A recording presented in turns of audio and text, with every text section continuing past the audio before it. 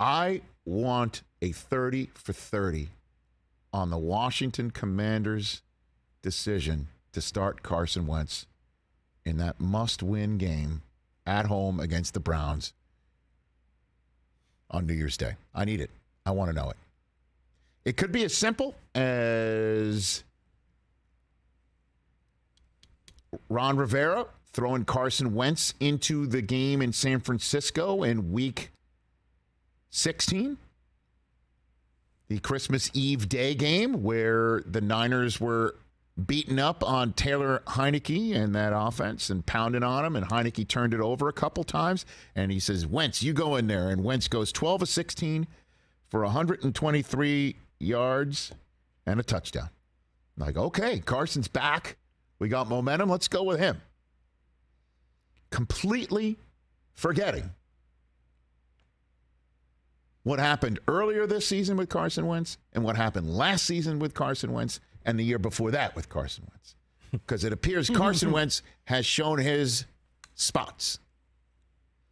He's been good in spots, but I think his spots are guy who's got a big arm and a guy who forces the football where he shouldn't and holds onto the football way too long.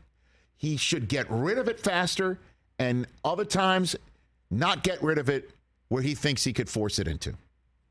I think I just told you, I mean, he came off of campus, North Dakota State, number 2 overall pick, and had an MVP campaign for a team that took the 1 seed that he helped build for Philadelphia and handed off to Nick Foles, and he's never been the same since after blowing out his knee. Never been the same.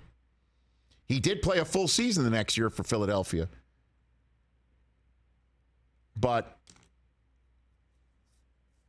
or he played the full season one more time for Philadelphia.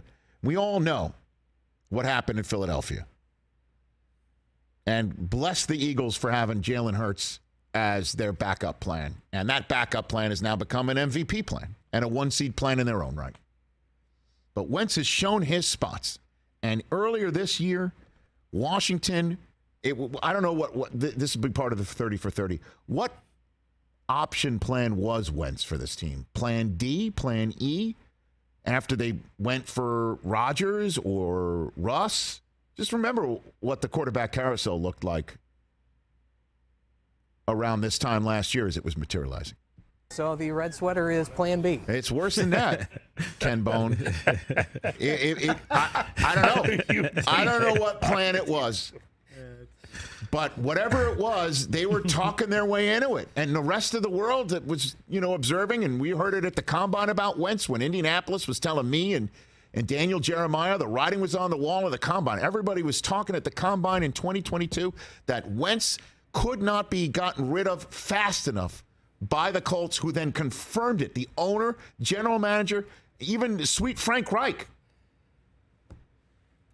did nothing to protect Carson Wentz from the barbarians at the jibber-jabbering gates in the NFL where everybody talks and lip-flap everywhere. And the Commanders still took him. And they started 1-4 and won a game in Chicago because of a muffed punt on the 6-yard line gave the Commanders an opportunity to run it in. It was Brian Robinson's first career touchdown to win 12-7. Wentz had 99 yards passing that game and hurt his finger. And they're 2-4, and they hand it off to Taylor Heineke, and we all saw it just looked different. It was different, looked different, felt different. The guy made plays. He took care of the football. And the team responded. They went 6-3-1. But after he beat Green Bay and Indianapolis and he lost to Minnesota, Taylor Heineke was the first quarterback to quarterback a team to beat Philadelphia this year. They beat Houston. They beat Atlanta. Then they tie the Giants. Lose to the Giants in a game where, by the way, we all saw it at the end there, that garbage that McLaurin wasn't lined up properly. I mean, not everything's Heineke's fault. And I know it started to fall apart in San Francisco, but then it turned back to Wentz. I mean, the writing was on a wall, wasn't it? Like Red Room, 3 interceptions. including one at the end where he threw it into double coverage. They even looked at Ron Rivera, and Ron Rivera had that want to get away look. Like, really? Like, yeah, we know you know who he is. I love the guy, and it wasn't even made better after the game when people asked him about who his quarterback's going to be if the Week 18 game means nothing because they're going to get eliminated. To clarify, you said you would talk about quarterback next week. If you guys are eliminated today by what happens at 4 o'clock, is Sam Howell in consideration? We can be eliminated? Yeah, if the Packers beat the that's then right. you guys are eliminated. Well, we'll see.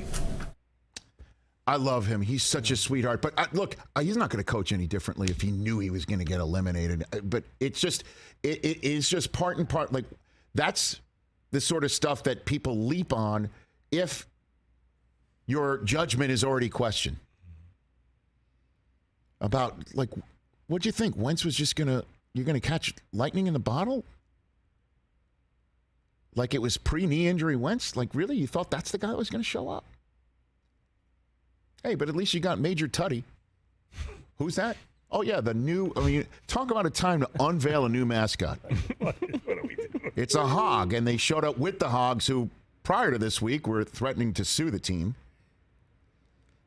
But I guess everything's fine with the hogs, and Major Tutty is their new mascot. I mean, can we wait till next year to unveil Major Tutty? Like you're rolling out Major Tutty at a home game where Read the room, guys. where you might you got Wentz here and you might get eliminated, or you might. I mean, like, wow, like now we're introducing Major Tutty. I mean, I think Major Tutty was peeling potatoes by the end of the night because the season's gone AWOL. I need a 30 for 30 on how the hell this all happened. From Wentz starting to Major Tutty's unveiling. By the way, write that down. Major Tutty's unveiling. It's not a bad one. That is not a bad one for a fantasy team name. Catch the Rich Eisen Show every single day on the Roku channel, 12 to 3 Eastern, for free.